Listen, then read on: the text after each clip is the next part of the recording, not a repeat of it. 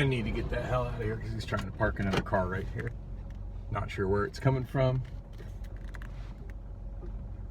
I get the feeling that his Rob's mechanic, his grunt work dude, is pulling cars from other places and tucking it into there. So anyway, I feel like an idiot for not stopping at the bank. And I was like, let's bring somebody tomorrow. I told him I was driving without insurance. He's like, dude, pay your insurance first, then maybe. Don't worry about it. I still want to get him a little something.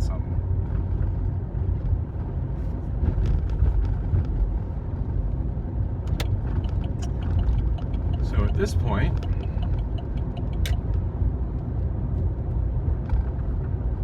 I just remembered the other thing I was going to try to do today was catch up with Donk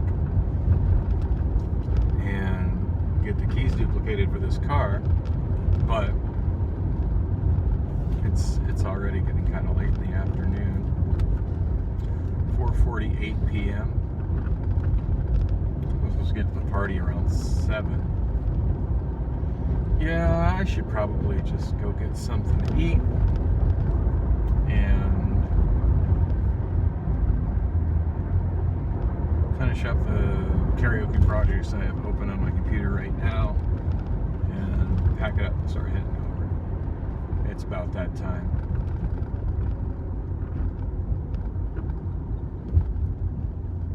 Kind of wishing I'd have got some more stuff done, but all in all, I feel it was a productive day. The most important thing is I made it over to my mental health clinic, and I got. Well, I don't have things done. It's not on me for not doing it. Like it's on my case manager, and I'm sure that will be explained to the judge at mental health court. And maybe I'll get back in touch with that one woman that I saw a couple hearings ago that said that generally what she does is keep the mental health clinics in check that aren't providing the services they're supposed to provide. Did I say the time?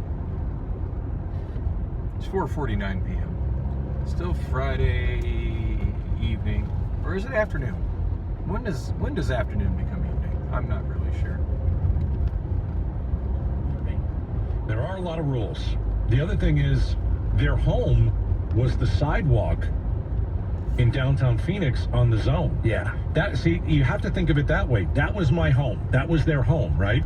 Yeah. Now you're moving them. They don't have a home. Okay, so I don't know where I'm going. Would you like help? Yeah, I guess I'll take a bed for a day or two. And then they do that. That's it. Because they don't know where to go. They don't have the game plan set. Their game plan was, I'm going to live on this square. I'm going to live on this square of sidewalk, and I'm going to put a tent up. And that was probably his house. Yeah. And when it was time for that little house to go, the tent, you got to clean it up. He didn't have anywhere to go. No. That's why they all say, yes, I would like to accept some help. And then a lot of them go in for a day or two and then figure out, well, I'm going to go. Yeah, this isn't for me. This isn't for me. Right, but I'm going to go in another street corner. Right, they can't bring their dog in. If you're married, you have to be separated. I don't think you can bring all your stuff in. You can't do fentanyl while you're inside there. Bed bugs and all that kind of stuff. Yeah. One of the things he's saying is that a lot of people now are setting up outside of the reach of, like, where this area was. So many of the people that they're working to try to get these people in help, now they're outside of the reach. And one of the things he was talking about, there are about 20 of them that have set up and started building a new encampment, and a lot of them seem to be waiting for that camping ground. But he said the gas station at Fillmore Street, First Avenue, over there, he said isn't far away. His life's not a lot different. That's where he's staying now. But he knows there are several others who have gone, and they're setting up. And we've talked about it on these reservoirs, whatever these things are, these little areas that under some bridges and they're starting to set up. It's starting to be very California-esque. Well, there's coverage there. There's something above your head. Yeah. And we're gonna probably have a wet winter. They don't want to stay out. This is 24 hours a day they're outside. You want to be somewhere where at least you've got some coverage. 20 people have moved to a place just north of Roosevelt Row. The group is gathered along North 1st Street. where the road curves as opposed to Hants Park. And they're, By the they're just library. out there. And again, they have their dogs, all of this stuff. So they're just trying to get out of literally the zone of the zone. Right. Because they're not allowed to be there anymore. They'll be removed if they try and go back. Yeah. But again, the city of Phoenix created the zone on purpose. They literally sat down, had a conversation, and said, let's put all the homeless people on this one stretch of road. And that's not me saying it. That's the judge who said, you got to clean this up. So Phoenix, again, they're trying to catch up here because they didn't care about the homeless situation. What they cared about was keeping it on a couple of different streets. Yeah. Keeping it out of the purview of everybody. They didn't want anybody to see it. They figured out of sight, out of mind. They didn't want to solve the problem. Yeah. And so now you have, I think this gentleman you're talking about, he said something like, I thought it was interesting. He said, he says, now I feel out of my element. Yeah. He feels out of place. Welcome. What can I get you today? So, because the places that these people had to go, there are rules now. I would like to get 2 Fry Lovers burgers. Here is they don't want the rules. And one of the things that they're compiling. Do you want to add bacon? No, just single Fry Lover burgers. 2 Fry Lover Would burgers. you like to add an apple pie for $1.69? Would you like anything else? No. I got $6.49. Thank you. Thank you. They don't know how many actually stay. So Price is going up. Put it this way. If you create the zone purposely to just let homeless people sit in their own filth, do all the drugs that they want, and turn a blind eye, why wouldn't you cook the numbers if you were the city of Phoenix? 100%. So, I mean, I don't believe any of those numbers. Oh, well, yeah, 80% said they'd accept help. Okay. Well, how about that? Did you go to the shelter? Were they there the next day? Well, probably not. So the zone is no more, but all it's done is spread out the number of people who are homeless, and they've just picked a different part of downtown to now live on the street. All right, coming up next, 5 o'clock KTAR News Expansion. Stick around. So that was actually kind of right on cue because that's what I was getting ready to talk about. Rob and I were talking about that. And he said that there's a huge uptick. Thank you.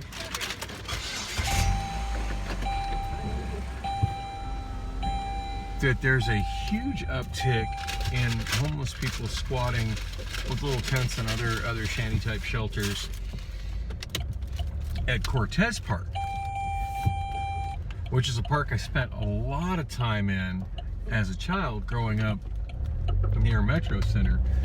Cortez Park is a large park that's on the northeast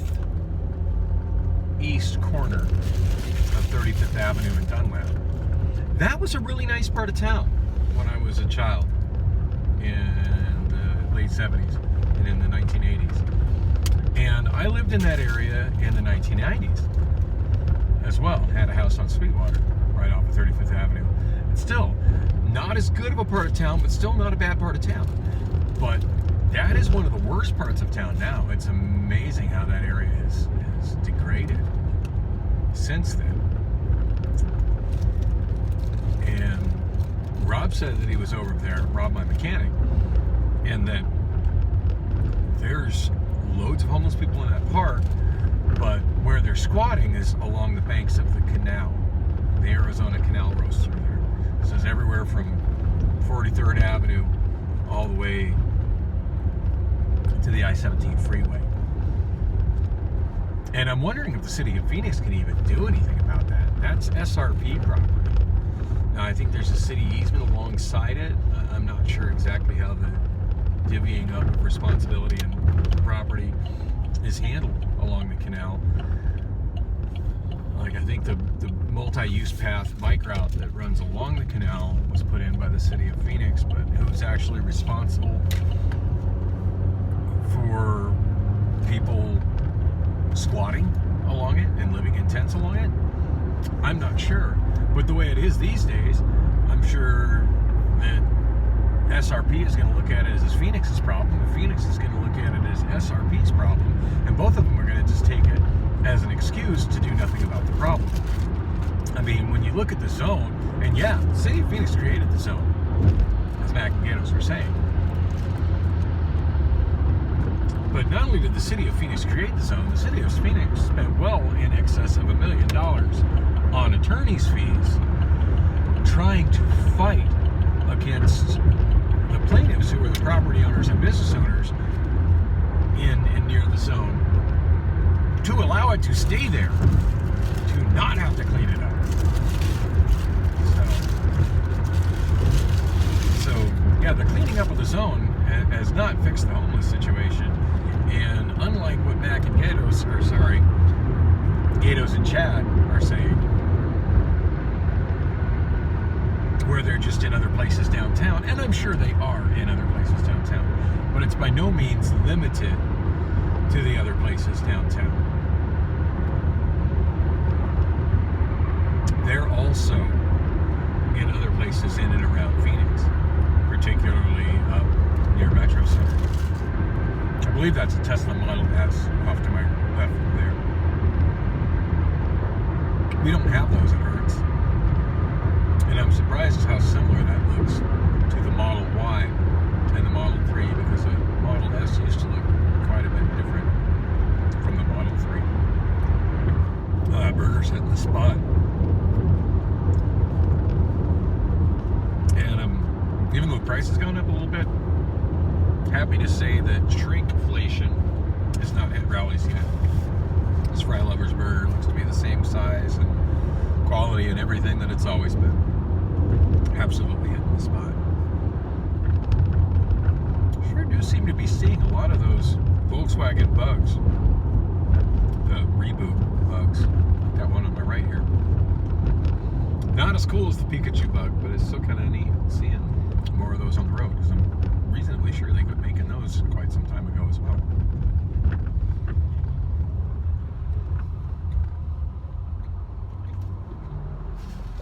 That is most definitely a Model S, says it right on the back.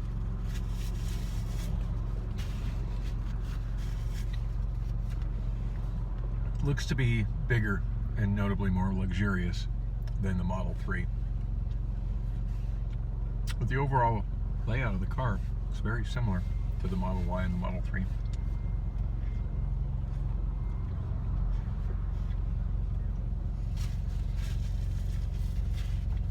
Never did finish saying what it was like working last night. So,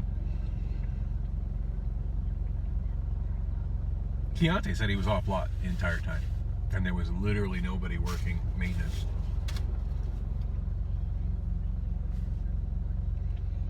So when we got there, normally when I get to work at around 2, there are very little maintenance cars that need to be brought down from either the Hertz line or the Dollar line, because there's been a day shift of multiple people working on it all day. Those lines were backed up to a point that was just unbelievable. As was the gatekeeper. And that gets me back to my biggest frustration with Steve. Overall, I do like working with Steve, but Steve will not get out of the shag and work on arranging cars. And when I'm arranging cars on the lot, I don't need a shag with Steve in it to drive me around from car to car to car. They're close enough, it's more convenient to walk. It takes less time to walk and less effort on my part to just walk to the next car than to get in and out of a car just to go get in another car.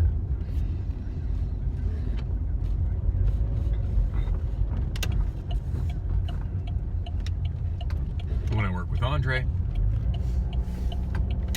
when I work with Kali, back when I worked with Glenn, particularly when I work with Glenn, when there's that much to be moved around on the lot, the shag gets parked. And we work on the lot until we decide that it's time to go back up and see what's up with the maintenance lines of the shag. Yeah, there was a lot of work that needed done on the lot, and I left a lot of work undone on the lot. Because damned if I was going to be walking around in the rain. Oh yeah, it was raining last night. I don't like being out in the rain. damned if I was going to be walking around in the rain doing all the work. And I did some of it, but doing all the work while Steve just sits in the shag doing nothing. And him driving around following me like he expects me to get in that shag when it doesn't benefit me to get in the shag that's not working. Now, I don't see any point in reporting him to any leadership.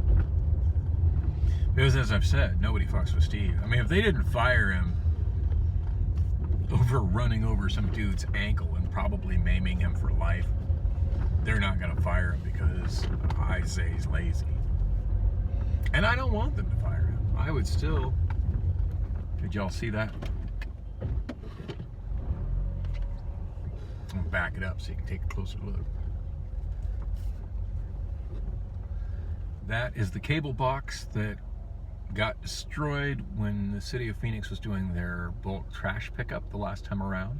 I'm not saying the bulk trash pickup crew destroyed it because I don't know that for certain, but the timing of it getting destroyed, awfully suspicious. I think it's more likely than not that that crew destroyed it. Anyway, still hasn't been repaired. So obviously repairing that box was not part of what caused my cable internet outage last night. So yeah, long story short, so I can get my ass inside, I left way more work undone on the lot than I generally ever do. And I could have got it all done. But damned if I'm going to do it while Steve is just sitting there watching me do it or tailing me, which kind of creeps me out. I don't want my ankle ran over. Hello. But I know it's going to be a wasted effort for me to say anything about it to management. So if that becomes the normal on Tuesdays and Thursdays, I'm going to wait until somebody higher up at Hertz comes and talks to me about it, and then I'll let them know what's going on. In the meantime, I guess it just is what it is.